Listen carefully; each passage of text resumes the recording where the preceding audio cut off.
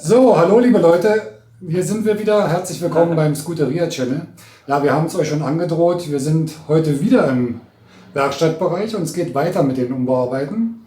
Heute haben wir uns mal was Spannendes vorgenommen. Das sagt euch mal der Micha.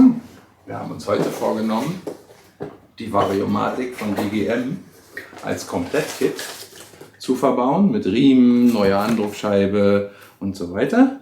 Und dann wird der Marc mal testen und euch später berichten, was diese Variomatik bringt. Tada! Genau, wir machen also nicht nur den Einbau diesmal, ich werde noch eine Probefahrt machen und dann euch mal so ein bisschen mitteilen, was das Ganze für einen Unterschied zur Serie macht. Ne?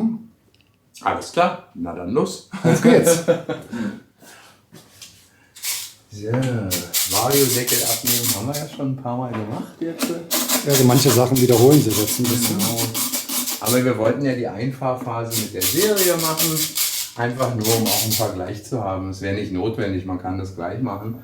Ich finde es aber selber auch immer ganz schön, wenn man erstmal mit der Serie 1000 Kilometer fährt, um dann hinterher Geld zu investieren, um auch zu sehen und zu merken, wofür man das Geld investiert hat. Ist es für den, der es baut, schöner, weil er mehr Applaus kriegt? Genau. Und für den, der es hat, auch schöner, weil er einen Unterschied merkt einfach. Sonst Genau. ist es ja sinnlos. Also nicht sinnlos, aber schade. Schade um das Geld. Und Variomatik ist ja jetzt mal so ein kleiner Tuning-Schritt, ne? Ja, Der jetzt auch nicht so viel kostet. nein, das ist ein einfacher Tuning-Schritt, den jeder also tatsächlich machen kann. Der ist nicht illegal, da braucht man keine AWE für. Es werden ja im Grunde nur die Drehmomente verschieben sich ein wenig mehr Richtung Anzug, Endgeschwindigkeit, was auch immer die jeweilige Variomatik macht. Im Grunde möchte jede Sportvariomatik natürlich einen besseren Durchzug erreichen. Dann wieder der Vario-Deckel. Wie gesagt, bei der HPE haben wir euch ja schon mal erklärt. Die Seitenleiste zum Glück nicht ab, weil die geht ja rum bis hinter das Kennzeichen. Das wäre hier auch aufwendiger, die abzunehmen als bei den Vorgängermodellen. Aber hier kommt man auch besser dran als bei den Vorgängermodellen tatsächlich. Ohne die Seitenleiste abzunehmen. Es wäre schöner, wenn man sie abnehmen könnte, weil dann müsste man nicht wie ich hier jetzt ohne Verlängerung und mit krummen Fingern arbeiten, aber die Seitenleiste hier abzunehmen wäre zu aufwendig, also für die Arbeit hier zu aufwendig. Das Tollste, zeige ich dir gleich, wenn wir das Ding abhaben, ist ja jetzt der Icke wieder, der das selber auch nicht fährt, aber dadurch, dass wir hier eine andere Andruckscheibe haben, mit deutlich kleineren Lüfterrädern, wie zum HPE-Original. Die Lüfterräder des HPE sind ja deutlich sehr hoch, tiefer. Die von den Vorgängermodellen ist nur halb so hoch, in etwa. Da fehlen deutlich über 30% sind die kleiner. Ja? Und dadurch passt hier so in dem Zustand nicht der alte Vario-Deckel. Den viele ja ganz toll finden, Also ich auch.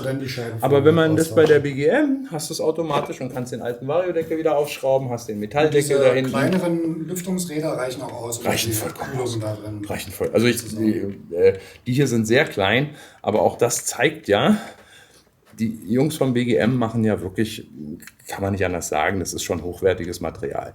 Und die testen das ausgiebig und. Und selbst diese kleinen Lüfterrädchen reichen aus. Folglich tut man dem Motor nichts, wenn man hier kleinere Lüfterräder aufbaut. Also kannst du deinen geliebten Umbau auf das 2018er Modell hin. Kannst du machen. Das ist natürlich alles, dass das hier jetzt so ist, mit dem Deckel und der Haube drüber. Die Haube hat ja innen sogar noch ein bisschen Kunststoff.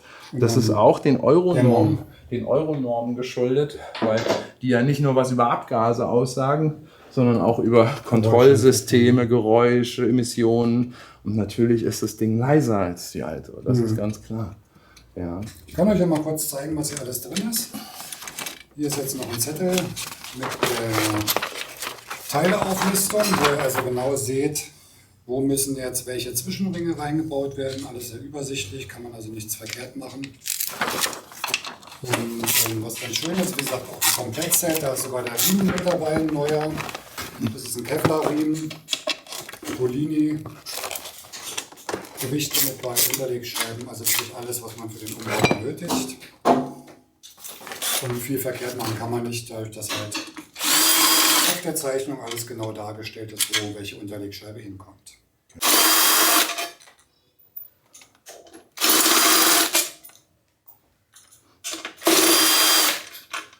So, dann haben wir alle Schrauben raus. So, tun das alle wieder weg hier, damit wir keine verlieren. So, Schnick, Schnack, alle draußen, alle gut. Jetzt nehmen wir wieder unseren geliebten Schlagschrauber.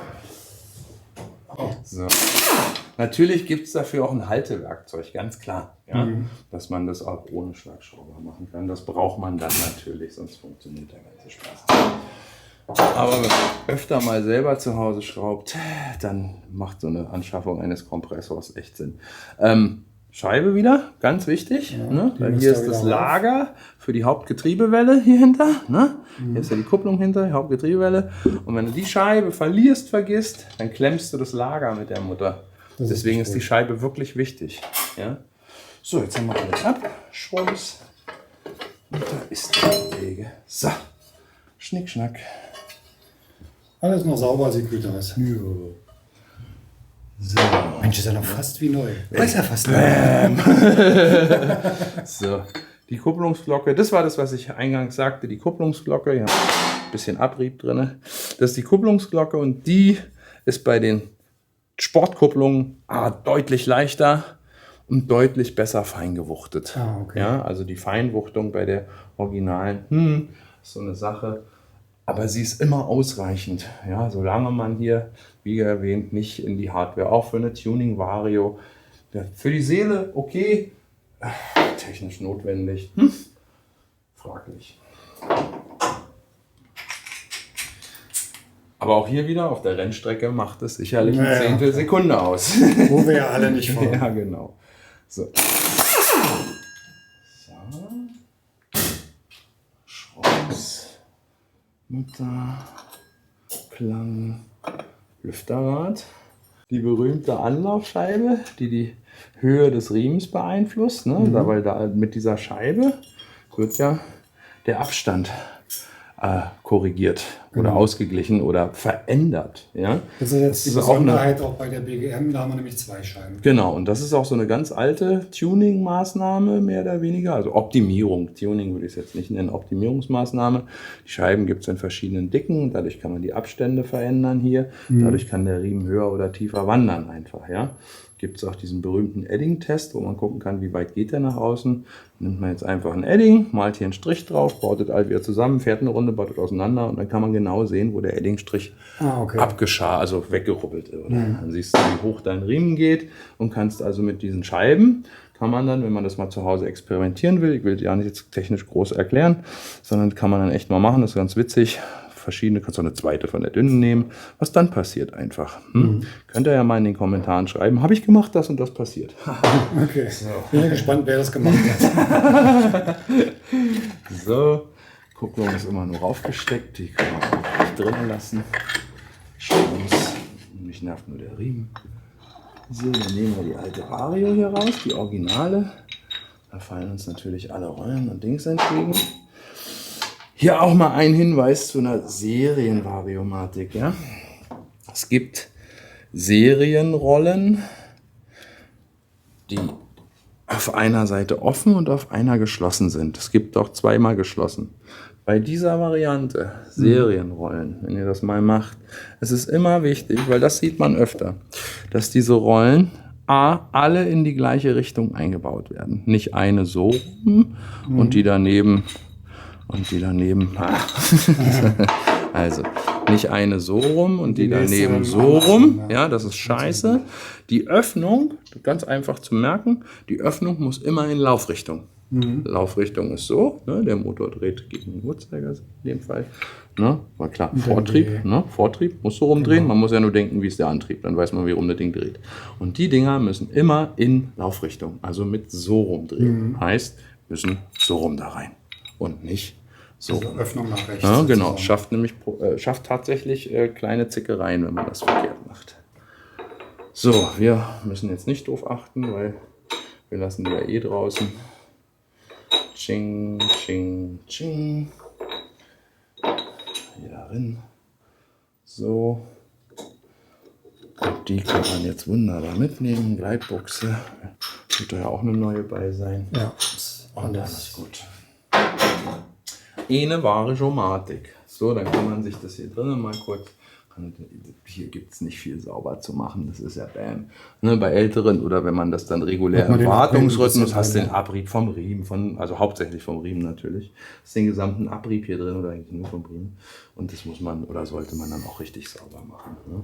Was ist jetzt der Unterschied von dem Kevlar-Riemen zu dem Serienriemen? Dass der Kevlar-Riemen verstärkt ist, das ist alles eben mit Kevlar, wie der Name sagt. Die Kevlar-Riemen, ja, sollen haltbarer sein.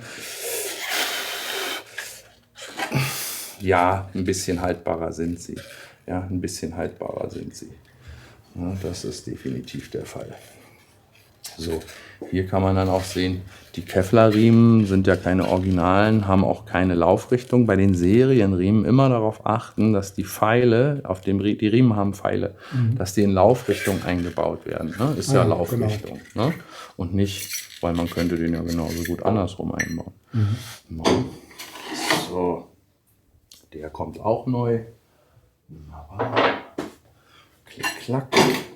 Jetzt packen wir mal unseren Spaß hier aus. So, Andruckscheibe. Dann haben wir hier unsere schicke Variomatik.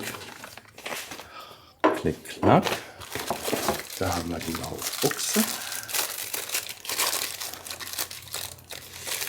So. Lang. Oh, und da gar keine Rollen. Und jetzt haben wir hier zwei verschiedene Rollen mit Gewichten.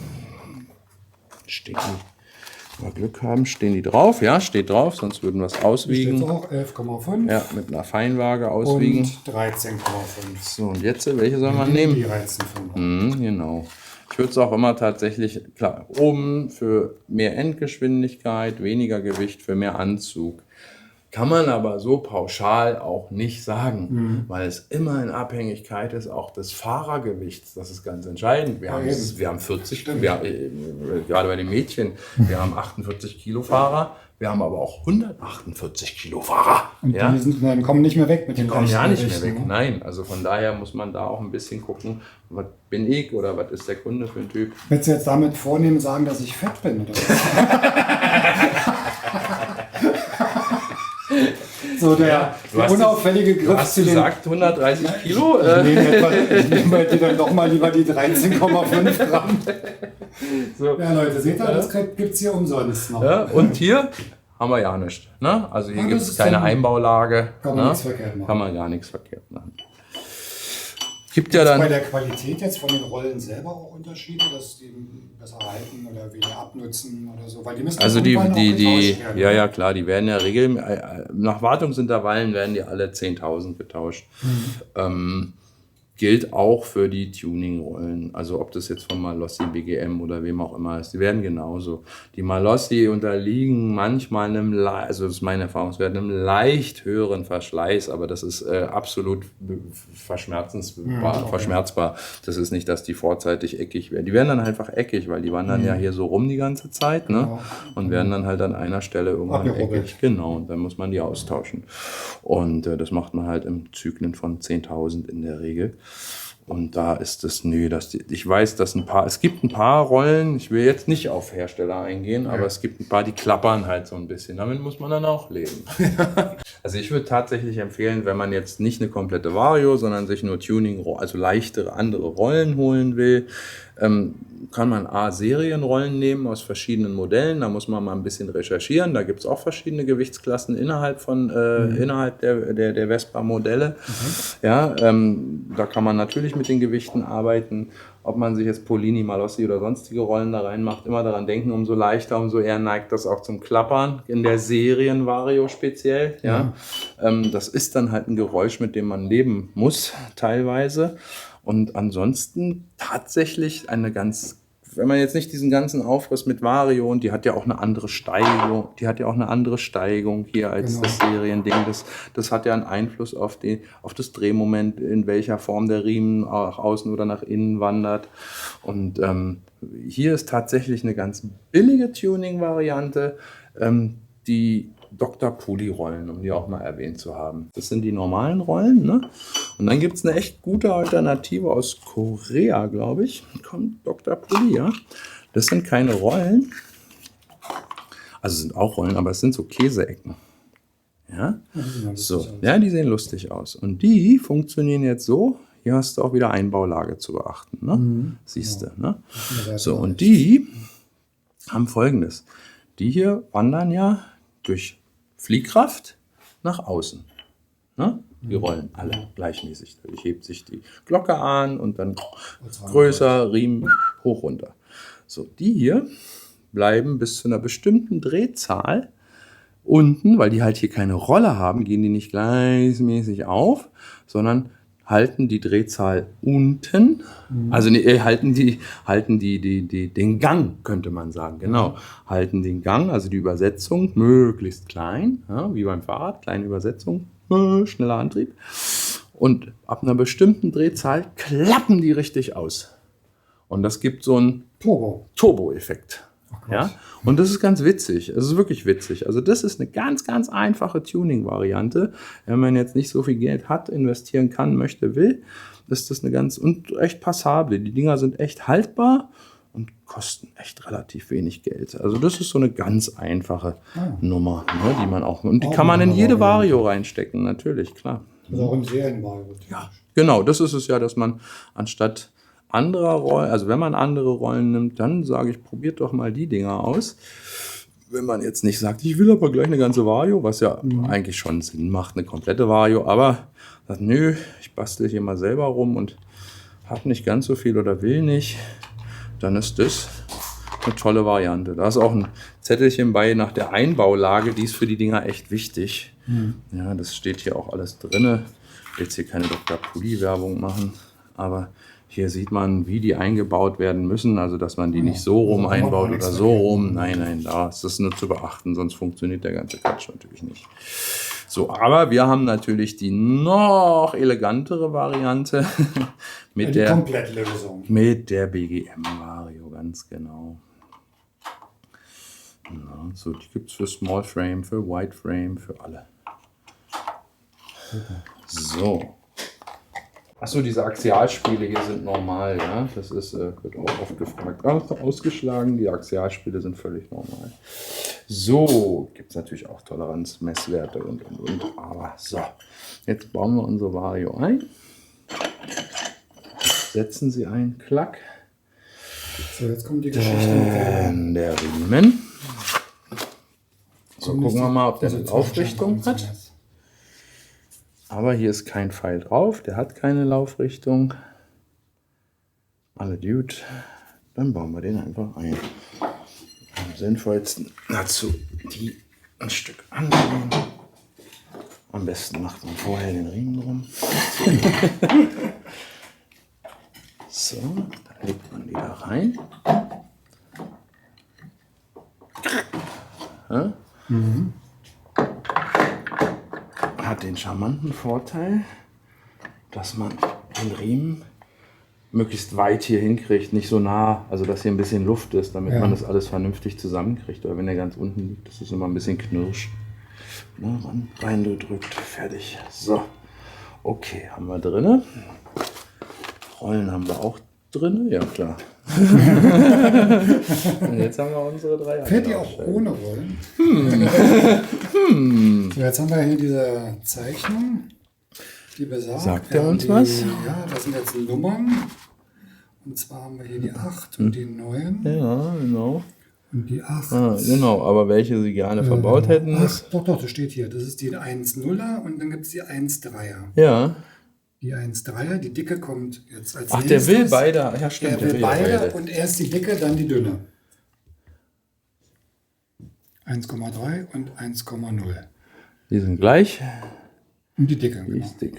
Okay. Erst dick, dann dünn und dann eine dünne davor vors Lüfterrad. Klack. Klack. Jetzt würde ich dann tatsächlich immer empfehlen, bei einer Tuning-Vario, klar, neue Mutter und so ist eine Sache, aber bei Tuning-Vario ist die Erfahrung, habe ich zumindest, die würde ich immer einkleben. Ja? Also hier reicht ja auch ein kleiner Tropfen, alles gut.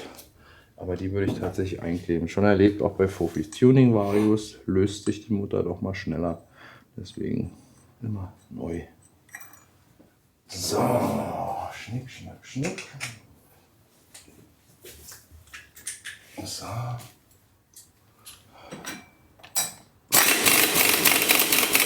Fest. So. Dann die Glocke wieder drauf. So, Funst, gut. Das auch immer mal kontrollieren, wenn man denn das schon auf hat. Ja, die Spannrolle hier, Spannrolle heißt das Ding.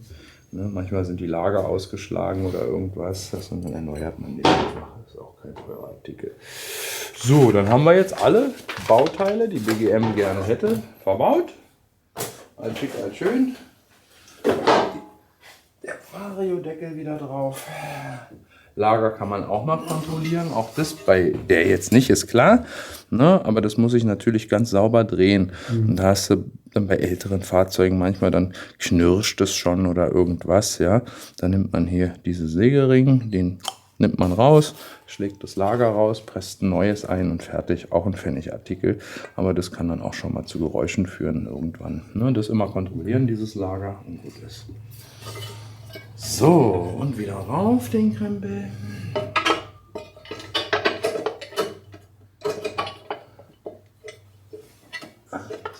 Halter. So.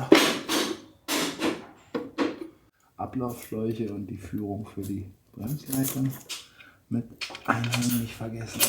Klack. So.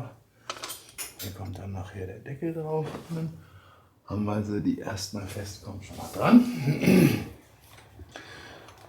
Auch die Dinger nicht festballern.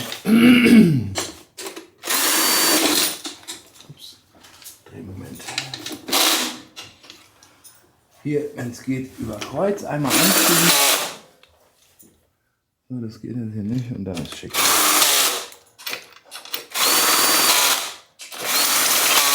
Nur immer aufpassen, dass der nicht verspannt ist, weil der bricht recht schnell. Das ist einfach Alu und das bricht dann ganz gerne auch. So, klick, klick, klick, klick, klick. Da dran. Jetzt wieder oben, so hässlich ist.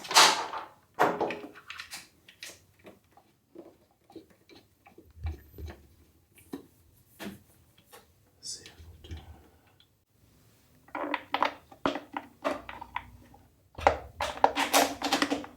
Einmal und hier wieder den Halter dann nicht vergessen.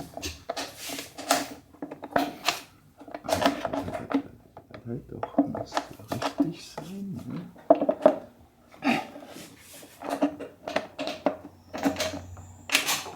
Klack, klack. So.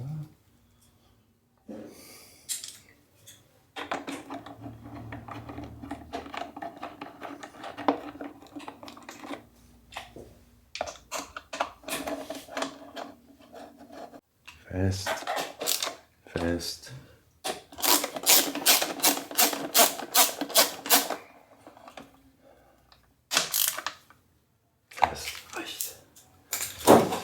So, jetzt der Kollege drauf. Wird hier unten so leicht eingeklemmt. Hier ist so eine Führung für hier. Für den Deckel. Und dann sitzt das Ding auch richtig. So, jetzt haben wir noch 1, 2, eine lange, eine kurze. Das ist eigentlich egal, glaube ich. So. Und so. Klack, klack, Luftfilter wieder ruf, fertig. So, okay, also. Auch wir sind nicht perfekt, Fehler passieren, völlig normal. Aber wenn man alle Schrauben vernünftig an einer Stelle sammelt, dann fällt es einem nämlich auf, was wir jetzt schon gemacht haben, ohne Kamera, weil wir wollten es euch nicht verraten, aber was soll's. Na? Muss natürlich auch festgeschraubt werden. Die Hauptgetriebewelle muss natürlich auch festgeschraubt werden mit der Scheibe darunter. Die muss auch nicht eingeklebt werden. Ja, Okay, macht keinen Sinn. die hält auch so. Die hält immer.